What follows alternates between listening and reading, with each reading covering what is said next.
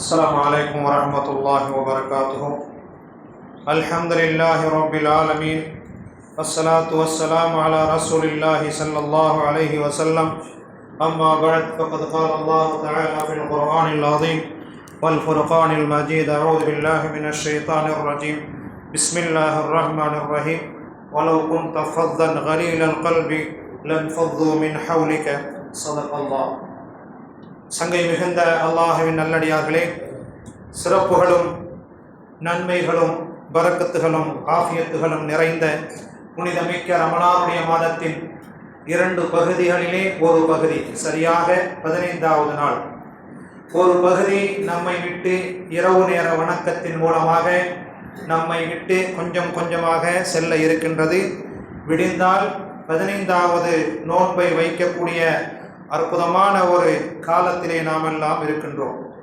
ரமலானுடைய மாதத்திலே திருக்குர்ஆன் யாரின் மீது இறக்கி அருளப்பட்டதோ அப்படிப்பட்ட மனிதருள் மாணிக்கம் முஹம்மது ஸல்லல்லாஹு அலைஹி வஸல்லம் அவர்களின் புகழை அல்லாஹ் தஆலா வானத்துக்கு மேலே உயர்த்தி காண்பித்தார். உலகத்தின் மக்கள் அனைவர்களுக்கும் அருள்கொடை என்று அல்லாஹ் தஆலா திருக்குர்ஆனிலே சொல்லி காட்டினார். நாம் எல்லாம் வைக்கக்கூடிய நோன்பின் மூலமாக, நாம் இவாதத்தின் மூலமாக, வணக்க வழிபாடுகளின் மூலமாக உயர்வதை விட, ஒரு மனிதனிடத்திலே செல்வாக்கும் பட்டங்களும் பதவிகளும் செல்வங்களும் எல்லாமே இருந்தாலும் கூட உலகம் அவனிடத்திலே எதிர்பார்ப்பது நல்ல குணம், உயர்வான குணம் இருந்தால்தான் இதற்கு முன்பு சொல்லப்பட்ட எல்லா வகையான சிறப்புகளும் அவனை வந்து அடையும் என்பதை நாம் புரிந்து கொள்ளலாம். உலகத்தின் அருள்படையாக நமக்கு வந்த நபி ஸல்லல்லாஹு அலைஹி வஸல்லம் அவர்கள் நமக்காக மார்க்கத்தின் சட்டங்களை சொன்னதை விட ஒழுக்கங்கள் குறித்துத்தான் அதிகமாக சொல்லியிருக்கின்றார்கள். காரணம் என்னவென்றால், இன்னமா புஇஸ்து லியுதம்மிம மக்காரிமல் அக்லாக், நற்குணங்கள் எங்கெல்லாம் இருக்கின்றதோ அவைகளை பூர்த்தி செய்வதற்காக வேண்டிதான் நான் உலகத்துக்கே அனுப்பப்பட்டேன் என்பதாக நபிகள் நாயகம் ஸல்லல்லாஹு அலைஹி வஸல்லம் அவர்கள் கூறினார்கள். பெரியவர்களை மதிக்காத இளைஞர்கள், சிறுவர்களுக்கு இரக்கம் காட்டாத பெரியவர்கள் என்னை சார்ந்தவர் அல்ல என்பதாக பெருமானார் ஸல்லல்லாஹு அலைஹி வஸல்லம் அவர்கள் எச்சரிக்கை கலந்த வார்த்தையோடு சொன்னார்கள். மக்களிடம் மென்மையாக வெளிப்படுத்தி நற்குணத்தோடு நன்மையின் பக்கம் அழைத்த நபிகள் பெருமானார் ஸல்லல்லாஹு அலைஹி வஸல்லம் அவர்களை பார்த்து அல்லாஹ் தஆலா கூறுகின்றான்: நபியே, ஒருவேளை உங்கள் சமூகத்தார்களுக்கு மத்தியிலே நீங்கள் முகம் கடுகடுத்தவராக இருந்திருந்தால், ஒருவேளை உங்களை விட்டும் எப்போதோ உங்களை விட்டும் அவர்கள் விரண்டு ஓடி இருப்பார்கள். வலவ் குன்த ஃபத்தன் கலீலல் கல்பி லன்ஃபது மின் ஹவ்லிக, உங்களை விட்டும் அவர்கள் விரண்டு ஓடி இருப்பார்கள். தொழக்கூடிய இடத்திலே, மஸ்ஜித் நபவியிலே கற்களும் மண்களும் குவிந்த அந்த இடத்திலே சிறுநீர் கழித்துவிட்ட ஒரு கிராமவாசியை கண்டு சபையிலே அமர்ந்திருந்த சஹாபா பெருமக்கள் எல்லாம் கொந்தளித்தார்கள். என்ன இப்படி செய்துவிட்டார், ஒரு ஒழுக்கம் இல்லாத ஒரு மனிதராக இருக்கின்றார் என்று கொந்தளிக்கக்கூடிய நேரத்திலே நாயகம் ஸல்லல்லாஹு அலைஹி வஸல்லம் அவர்கள் எழுந்திருத்து அவரின் கரம் பிடித்து நன்றாக அவரை சிறுநீர் கழிக்க விடுங்கள் என்று சொன்ன பிறகு, பின்பு வாடை வந்து விடாமல் இருப்பதற்காக அந்த இடத்திலே தண்ணீரை ஊற்றி சுத்தம் செய்து, நற்குணத்தின் உயர்ந்த இடத்திலே என்னை அல்லாஹ் வைத்திருக்கிறான் என்ற அந்த வரிக்கு உதாரணம் காட்டினார்கள் பெருமானார் ஸல்லல்லாஹு அலைஹி வஸல்லம். தலைவாரி கொள்வது எப்படி என்ற குணத்தை சொல்லிக் கொடுத்தார்கள். ஒரு மனிதனுக்கு முடி இருந்தால் அது மிகப்பெரிய அருள்கொடை. முடி வளரவில்லை என்றால் அவனை குறித்து நாம் என்னவெல்லாம் சொல்வோம் என்பதை நாம் புரிந்து கொள்வோம்.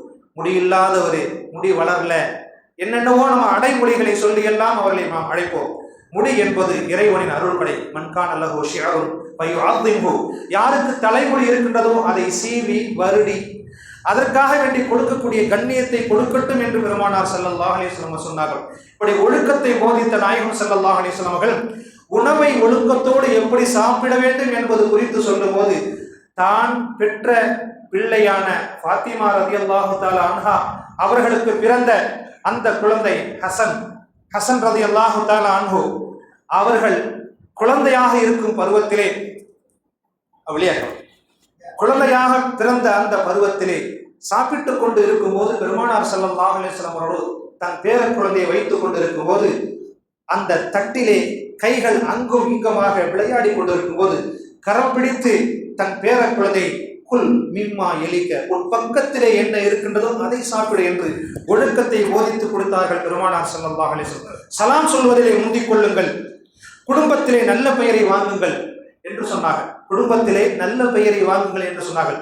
ஊரிலே, நாட்டிலே, மாநிலத்திலே, மாவட்டத்திலே, இப்படி எல்லா இடங்களிலும் பெயரை வாங்கிவிடலாம், ஆனால் வீட்டிலே வாங்க முடியாது. ஹைருக்கும் ஹைருக்கும் லிஅஹ்லிஹி, உங்களிலே சிறந்தவர் யார் என்றால் உங்கள் குடும்பத்திலே யார் நல்லவர் என்று பெயர் வாங்குகின்றாரோ அவர்தான் உங்களிலே சிறந்தவர்.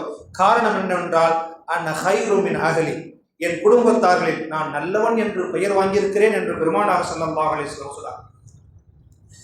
ஏற்றுக்கொள்ள முடியாத சில நேரங்களிலே கேள்வி பதில்கள் வரும். பெருமானார் ஸல்லல்லாஹு அலைஹி வஸல்லம் சபையிலே முரண்பட்ட கருத்துக்கள் கொண்ட வார்த்தைகள் வரும்போது கூட கோபம் கொள்ளாமல் அங்கே சரியான முறையிலே பதில் தந்த பெருமானார் ஸல்லல்லாஹு அலைஹி வஸல்லம் அவர்கள் ஒரு சம்பவம், ஒரு தோழர் யார் ரசூலல்லாஹ் விபச்சாரம் செய்வதற்கு எனக்கு அனுமதி வேண்டும் என்று கேட்கின்றார். விபச்சாரம் செய்வதற்கு எனக்கு அனுமதி வேண்டும் என்று கேட்கின்றார். சபை பதட்டமாகின்றது. சஹாபாக்கள் எல்லாம் கொதித்து எழுகின்றார்கள்.